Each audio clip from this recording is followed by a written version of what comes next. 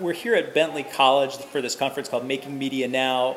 As with every conference and film festival, you run into Slava Rubin from IndieGoGo. So I thought we'd just sit down and talk, do 2 or 3 questions about IndieGoGo. Sure. First of all, how would you describe the filmmakers that are on the site now that are trying to raise money for projects? I mean, is it just documentaries? Is it features? Is it shorts? Yeah, so we have about a little over 300 projects right now since launching, and it really ranges. There's smaller projects that are just trying to do shorts. There's much bigger projects, trying to raise millions, but really that's not what's possible right now on IndieGoGo. There's been already quite a few successful smaller projects which are doing documentaries like The Lilliput or Tapestries of Hope, which is all different social issues, and they're raising $10,000 at a time or more. And I mean, one of the things I'm curious about is so who is it that's donating this money? Is it people who we're already going to be investors in the film, it's like friends and family, or do you feel like it's random people out there that are saying, I'm going to donate $100 to this film? It's both. I mean, really what IndieGoGo is allowing is it's cultivating in one place an audience building phenomenon, which that starts obviously with your mom and dad and your friends and the people who you know, and then also extends into your email lists, and then it goes into the blogs that you're chatting with, and then you could take our tools, which are our widgets, which takes you to brand new open audiences, and then organizations that you'd look to partner with because of your cause that you're trying to support.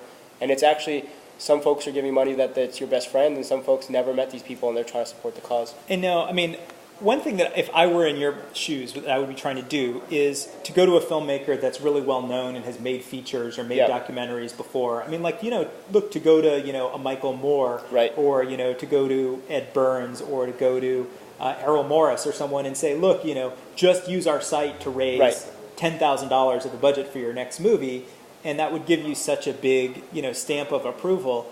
I'm guessing that you guys have had some conversations with big-name filmmakers, but what is their reluctance to get involved with something like this right now?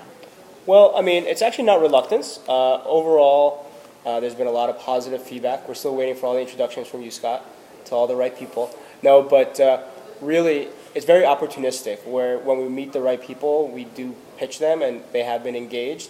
And we have people from The Matrix, we have people that, for example, there's Aaron Crumley, M. Strange. M. actually just started raising money on IndieGoGo. And we don't want to just cold call people and say, start using IndieGoGo. We want it to be organic, and we want the case studies to build on top of each other, and so success stories to get more people to use it. And so, you guys have had some successes where you've had people raising $10,000 or $20,000 so far on the site.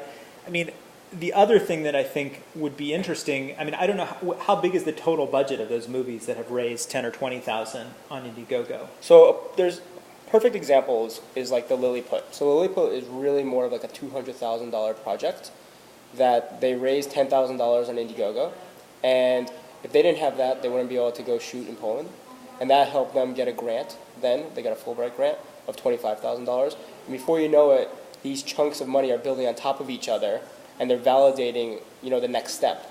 Because as soon as you get the preliminary cut in Poland from this money that was already made, now they're using that to raise more money to go further in the process. I guess I feel are there some movies on the site, or I wish there were some movies on the site where the total budget was $5,000 or $10,000, and you could say there are.